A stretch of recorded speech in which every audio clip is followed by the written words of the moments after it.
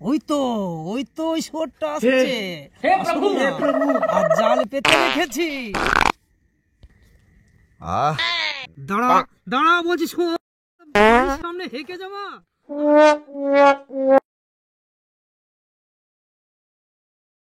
বুঝলি যতীন, এই মাঘ মাসে শীতের সকালে প্রচন্ড ঠান্ডা পড়েছে। হ্যাঁ কর্তাবাবু, প্রচণ্ড ঠান্ডা পড়েছে এই বছরে। আসলে বলে না, মাঘের শীত বাঘের গায়ে। ঠিকই বলেছিস যতীন, ঠিকই বলেছিস। মনে হয় কর্তাবাবুর আজকে মনে ভীষণ ফুর্তি। তাহলে আমার এই মনের কথাটা যদি একটু চুপি চুপি কর্তাবাবুকে বলতে পারি তাহলে কি না কি বলে। কর্তাবাবু, ও কর্তাবাবু, আপনার এখন কথা কইমু? বল বল, নির্ভয়ে বল। না যদি অভয় দেন তাহলে একটু বলি, তাহলে একটু বলি না। আরে বল না বাবু, মানে আপনি তো বলেছিলাম যে আপনার মেয়ে যদি পরীক্ষায় কোনো কারণে ফেল করে তাহলে রাস্তার কোনো ভিখারির সাথে আপনি নাকি তার বিয়ে দিয়ে দেবেন। রাখার কথা বলেছিলেন আর কি। হ্যাঁ, তো কি হয়েছে? বলছি বাবু, এই ভিখারির থেকে তো আমি একটু ভালো, আপনার অনেক দিনের বিশ্বস্ত কাছের লোক। তো এতদিন আপনার নুন খেয়েছি, যদি পরে আপনার মেয়েকে বিবেচনা করে আমার হাতেই তুলে দিতেন বড় ভালো হতো, বড় আশায় ছিলাম তো। হ্যাঁ হ্যাঁ হ্যাঁ, ঠিকই বলেছিস। হ্যাঁ, কি বললি? হারামজাদা, তোর এত বড় কথা! আমার খাস, আমার পড়িস, আমার ভাত না খেলে তোর পেট ভরে না, তুই এত বড় কথা বললি? আজ তোর মুখ আমি ভেঙে দেবো। তা বাবু রাগ করবেন না, অপরাধ নেবেন না। আসলে আপনিই তো অভয় দিয়েছিলেন যে আমার কথা শুনবেন, কিছু বলবেন না। তাহলে আর অভয় দেখাচ্ছ? অভয়? দাঁড়া দাঁড়া বলছি হারামজাদা, তোর মুখ আমি, ওই মুখটা আমি তোর ভেঙে দেবো রে। আপনাকে আমি দেখে নেবো, এর বদলা আমি নেবই নেব। শীতের সকালে বাজার করার আনন্দটাই আলাদা। বাতাসে কি সুগন্ধ! উরে বাবা রে বাবা, এত দুর্গন্ধ কেন বাতাসে? আজ এত দুর্গন্ধ বাড়ির সামনে? হ্যাঁ, বাড়ির পাশে কি হেগে দিয়ে গেছে? কার এত বড় সাহস? গিন্নি, ও গিন্নি! কি হলো? সকালবেলাতে চেঁচামেচি করছো কেন? চিৎকার করবো না? কোন হারামজাদা আমার বাড়ির সামনে হেগে দিয়ে গেছে বলো তো? আরে না না, মনে হচ্ছে ওইটা মতি হেগে গেছে। মতি? মতি কে কে গিন্নি? পাশের বাড়ি কুকুরটা।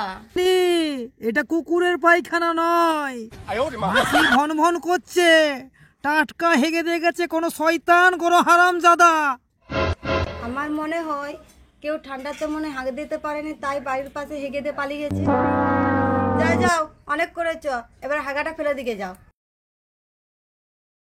গিন্নি, গিন্নি, তুমি তাড়াতাড়ি বেরিয়ে এসো। আবার আজকে কোন শুয়োর বাচ্চা আমার বাড়ির সামনে হেগে দিয়ে গেছে। কই দেখি দেখি। এ ম্যাগো, কি গন্ধ! ও গিন্নি, তুমি তুমি কেরোসিন নিয়ে আসো। আজ আমি এই গু পুড়াবো, তার সঙ্গে তার পেছনটাও আমি পুড়িয়ে ছাড়বো। ঠিক আছে, তাই করো। মজনদা, চললে কোথায় সকাল বেলায়? আরে সুমন ভাই নাকি? আরে শুনো শুনো শুনো, তোমার সাথে একটু আমার দরকার আছে। কি দরকার গো? দাঁড়াও দাঁড়াও, তোমার মনে হচ্ছে জরুরি কথা আছে, যাচ্ছি, দাঁড়াও। কই, কি বলো দেখি শুনি। সুমন ভাই, আমি একটু মুশকিলে পড়ে গেছি। রোজ রাতে আমার বাড়ির পাশে কে যেন হেগে দিয়ে যাচ্ছে। তাই নাকি? সেই হেগোরেগুটা তুমি যদি একটু ধরে দিতে পারতে তো খুবই উপকার এ তো হতো। বিরাট সমস্যা গো।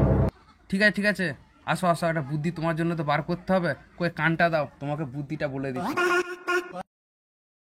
গিন্নি, আজ তুমি নিচের লাইটটা জেলে রাখবে, আর আমি টর্চ নিয়ে উপরে থাকবো। ঠিক আছে, তাই হবে। বুঝলে গিন্নি, আজ চোর আমাদেরকে ধরতেই হবে। ওই প্রতিদিন ওই দুর্গন্ধ গু আমি আর পরিষ্কার করতে পারবো নি। উরি বাবা রে, কি মশা রে বাবা! আর ঠান্ডাটাও জোর করছে। আর শোরটা এখনো তো কই এলো নি এখনো। হে প্রভু, ওই তো ওই শোরটা আসছে। আসুক না, আর জাল পেতে রেখেছি। দেহটা হালকা হলো। এত সুন্দর পরিষ্কার প্লেস আর কখনো কেউ পায় আর নাকি ছাড়া যায়? এবারে বাবারে কে কোথাও নাই। ও গিন্নি, তাড়াতাড়ি এসো এই দিকে। হাই দেখো, ওই শুয়োরটা আজকেও এসেছে হাগছে। যাচ্ছি যাচ্ছি, দাঁড়াও। দাঁড়া দাঁড়া বলছি, আমার বাড়ির সামনে হেঁকে যাওয়া, আজ তোর আমি ইটে করে তোর মাথাটা আমি ফাটিয়ে দেবো। ও কথা, আমি জ্যোতি, মারবেন না কথা, মরে যাবো, মারবেন না। যতীন, তুই আমাদের বাড়িতে থাকতিস, আমাদের বাড়িতে খেতিস, আর আমাদের বাড়িতে হেগে দিয়ে চলে গেলি? শালা যতীন, তুই আমার বাড়ির সামনে হেঁকে যাস? তোর এত বড় সাহস! কথা, তুমি তো বলেছিলে কথা যে তুমি না খেতে দিলে আমি খেতে পাই না, আমার পেট ভরে না। পেট না ভরলে পেট হালকা হয় কি করে? কথা কথা ফিরিয়ে লাও, তোমার মেয়ের সাথেই আমার বিয়েটা দাও। বিয়ে?